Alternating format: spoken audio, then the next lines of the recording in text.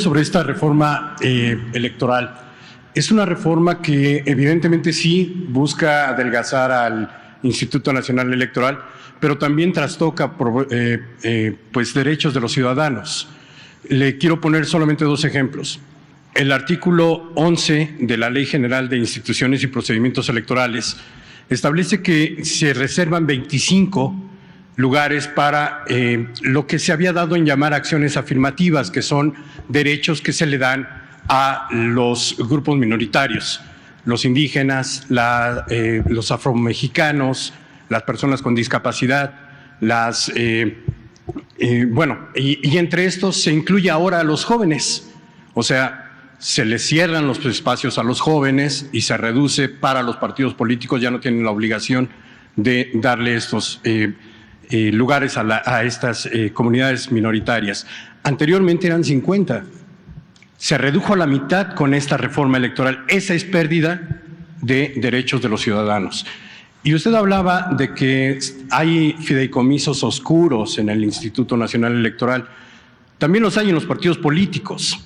Los partidos políticos van a guardar dinero, se lo dije desde hace ya mucho tiempo, se lo comenté aquí con el secretario presente y dijeron que habían sido los duendes que habían introducido estos tres elementos: la vida eterna de los partidos, el guardadito de los partidos y el trasvase de votos. El trasvase de votos se eliminó porque el secretario de Gobernación tuvo atinadamente la decisión de que iba en contra de la Constitución.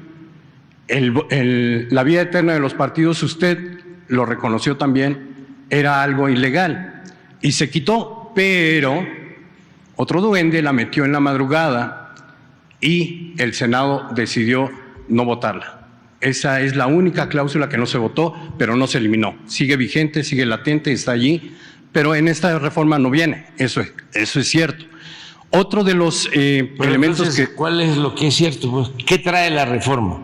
Trae esta reducción de participación de grupos minoritarios. Eso ahorita lo voy a explicar. Eso. Pero los otros tres es nada más estás haciendo apología de cómo venía y que ya no está. Es la cláusula de vida eterna la única que se eliminó. Sí. Bueno, ¿cuál es lo otro? ¿Los guardaditos políticos se eliminaron o se mantienen? ¿El guardadito? Sí. Se mantiene. Se mantiene. Artículo 25 de la Ley General de Partidos Políticos. Ahorita te van a explicar. ¿El tercero? El tercero era la vida eterna. ¿Y también se eliminó? Ese es el que se eliminó. Bueno. El único que se eliminó. Sí. Adelante. Ajá. Ahí además se prohíbe ahora, ya no se va a castigar, a sancionar, que los funcionarios públicos, los candidatos o quienes aspiren a un puesto de elección popular, hagan campañas anticipadas. El secretario es víctima de estos asuntos porque se le adelantaron adentro de Morena y a lo mejor nos puede platicar un poquito de eso. La pregunta en concreto es, ¿se trastocaron o no se trastocaron derechos de los ciudadanos? No, al contrario. ¿Me puede decir en qué se benefició, en qué se hace más sólida la participación ciudadana? No el instituto. El instituto me queda claro que fue para adelgazarlo.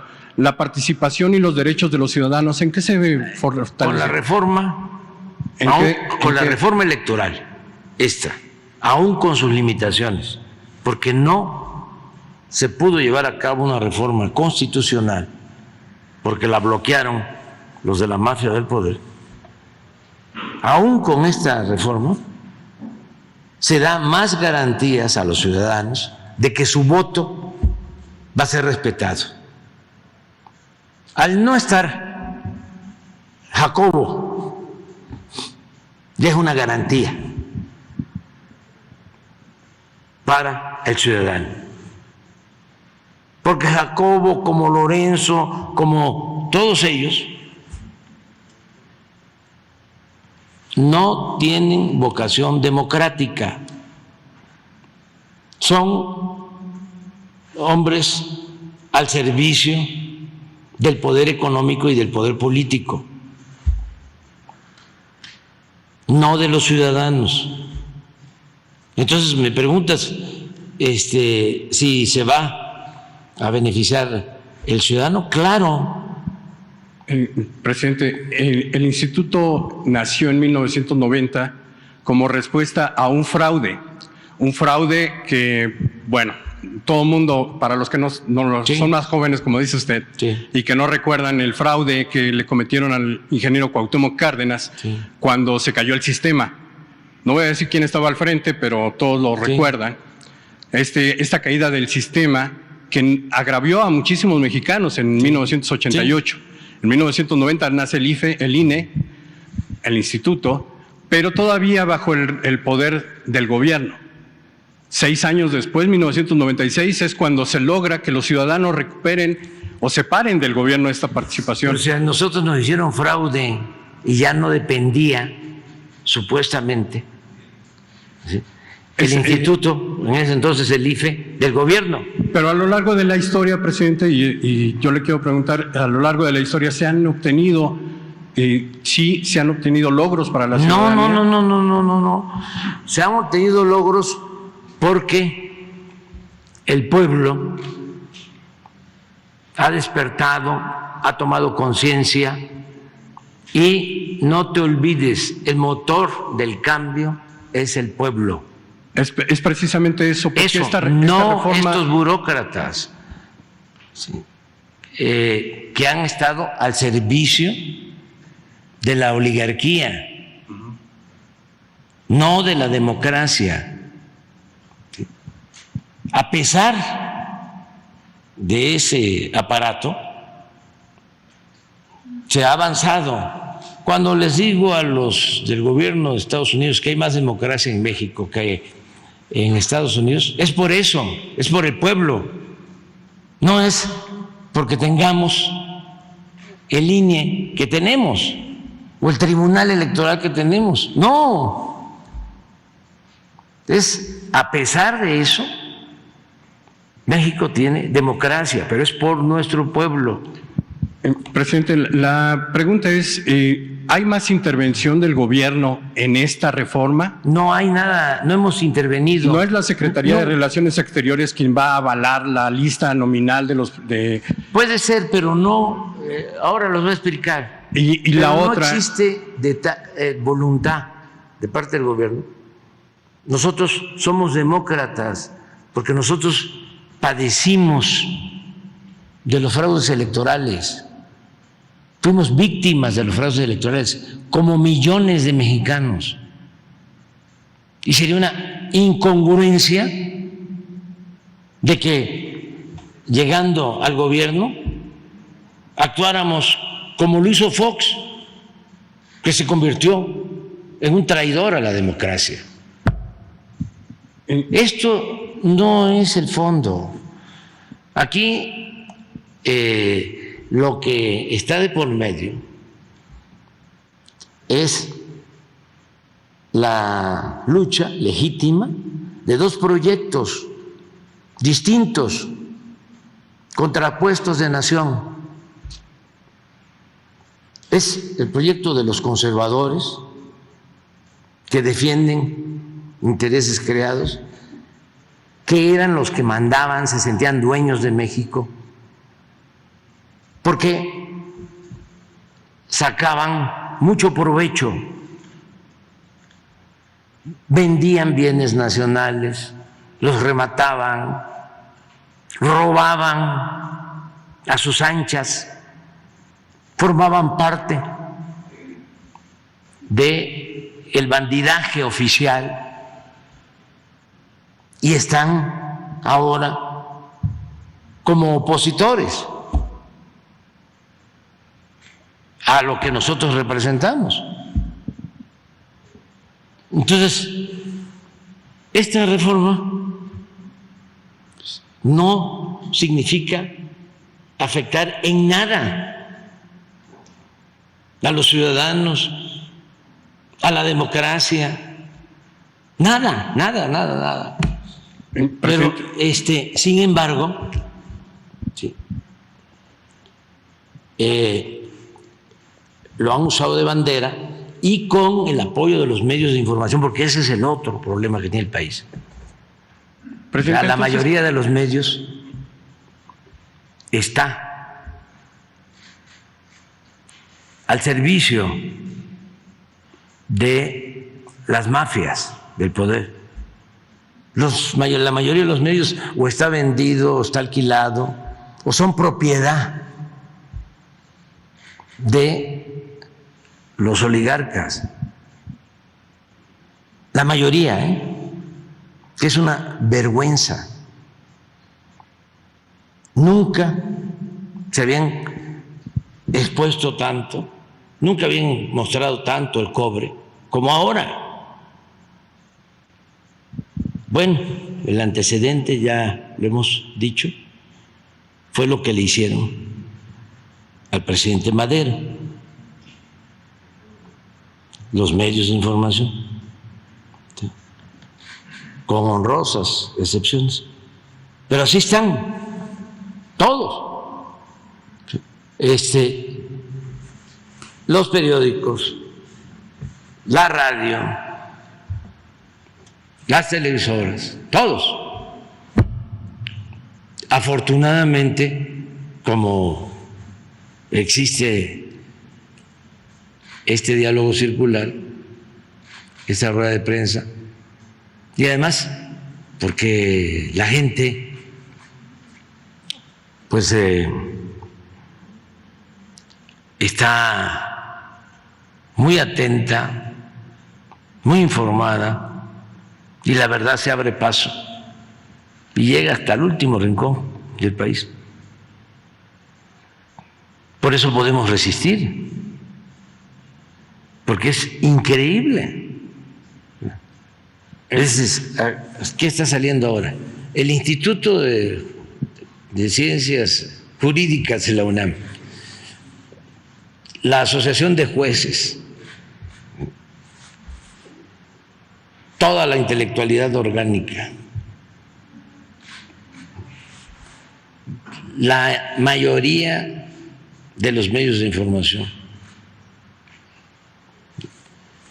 todos.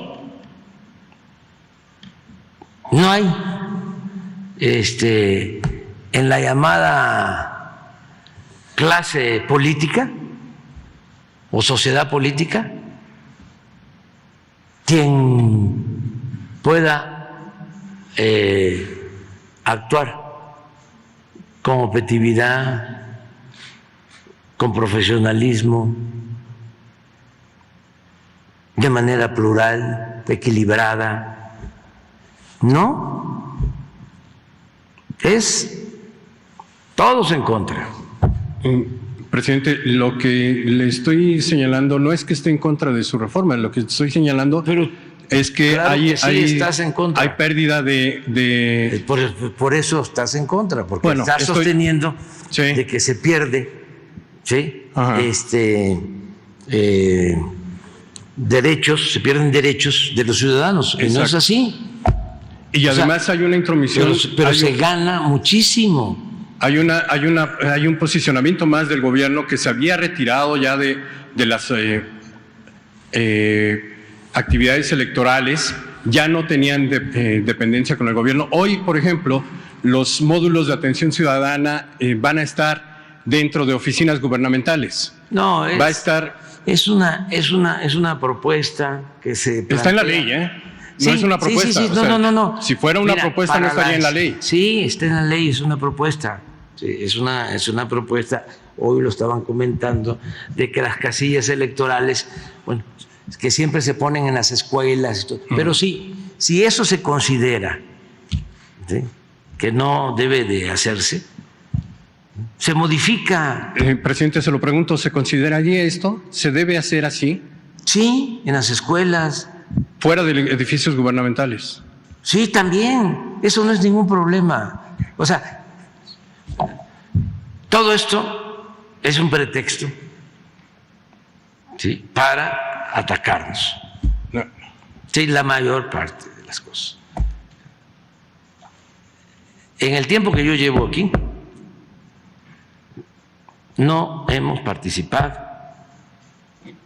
en la organización de las elecciones, ni hemos promovido fraudes electorales.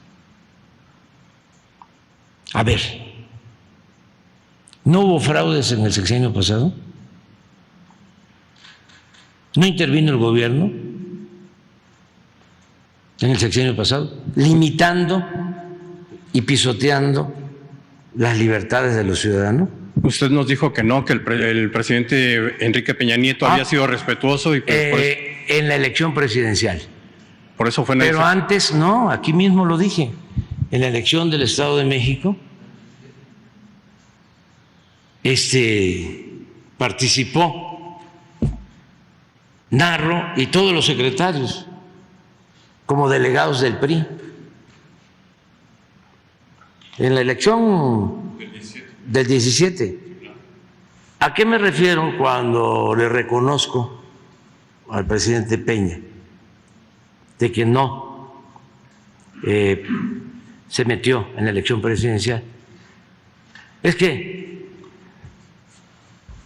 Fox, ya lo vimos, hasta se ufana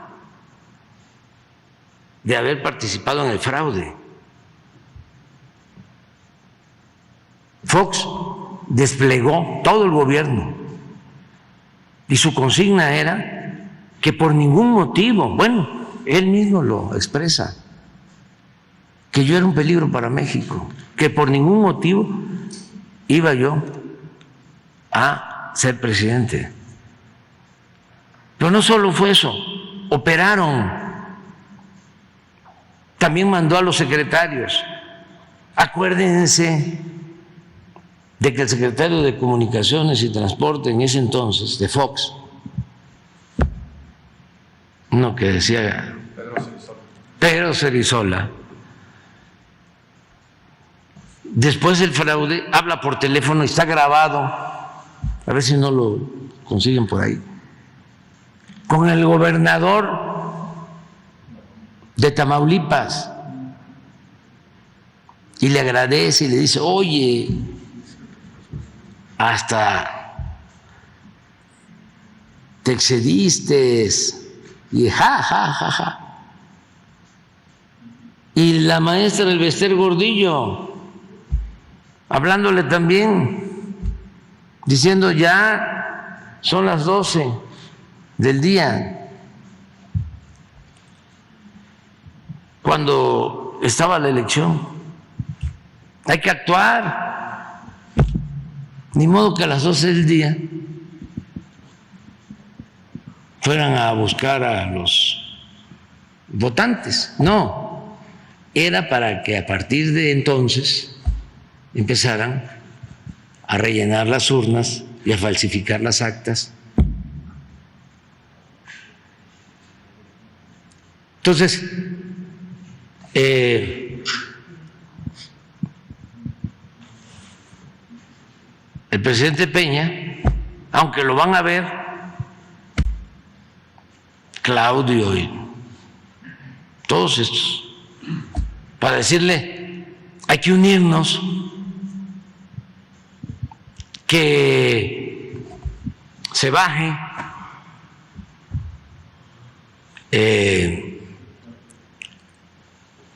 Mitt para que quede de candidato único Anaya. Y dice: no. Y luego, en la desesperación, vuelven a verlo. Esto para los jóvenes, ¿no? Y les dice, le vuelven a proponer que quede Mitt y nosotros nos encargamos de bajar a Anaya. Y dice: no. No sé por qué razón. ¿Qué hubo ahí? De todas maneras íbamos a ganar, pero íbamos a ganar con menos margen, no con el 51%, 52%, 30 millones de votos, 31 millones de votos, porque se iban a unir. Lo que hicieron después,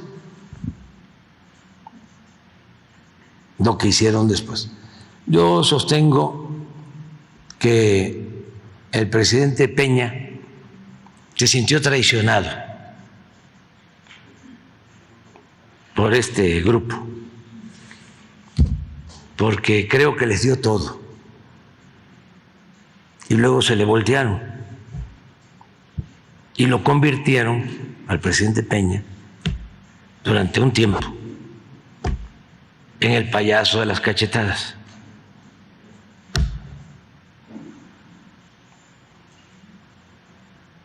Y pues llegó a conocerlos bien. Una vez cuando ya era yo presidente electo y me entrevisté con el presidente Peña, que me contó algo acerca de esas traiciones, me quedé con la duda, ¿no? Si le preguntaba yo a quiénes se refería, quiénes eran los traidores, porque independientemente de que iba yo a ser presidente, que soy presidente, mi otra pasión, además de servir al pueblo y del béisbol, es la historia. Entonces, ya después que nos volvemos a reunir, sí le pregunté. Entonces,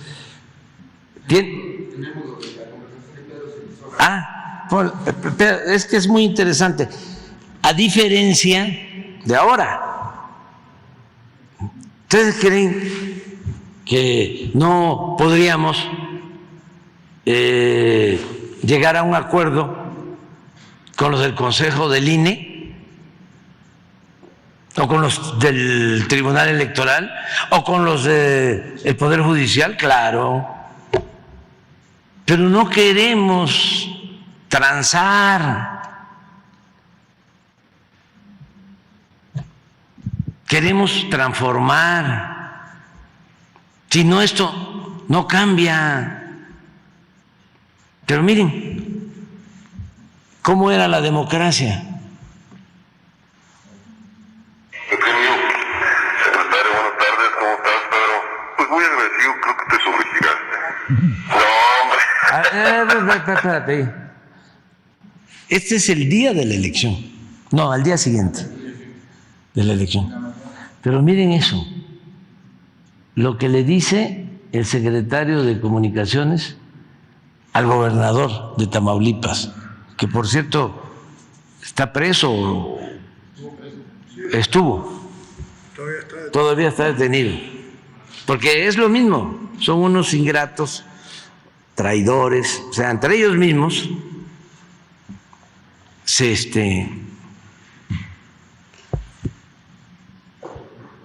traicionan.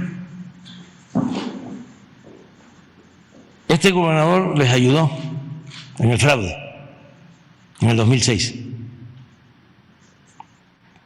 Entonces, al día siguiente, Cerizola, que era el encargado de Tamaulipas por parte de Fox, le habla por teléfono para agradecerle.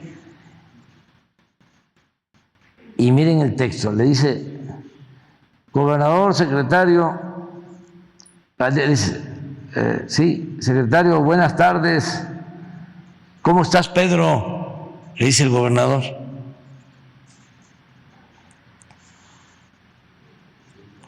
Y ya Cerizola les dice: pues muy agradecido. Creo que te sobregiraste. No, hombre, ja, ja, ja, ja, ja. El gobernador. Imagínense este pobre hombre ahora, allá en la cárcel.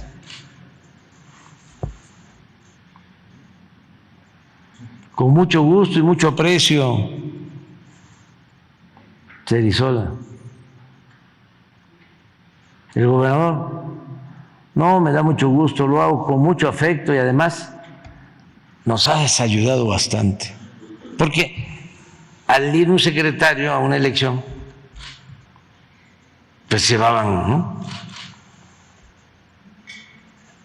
morrales,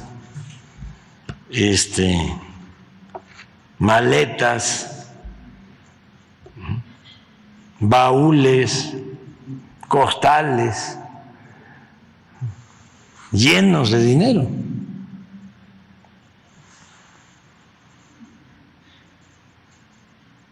Ya, Manuel Espino era el del PAN entonces.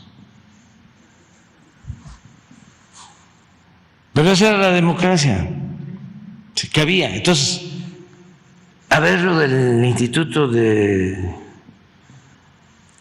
Jurídica, si protestaron. ¿No tienes el de la maestra? Búscalo. Presidente, entonces, esta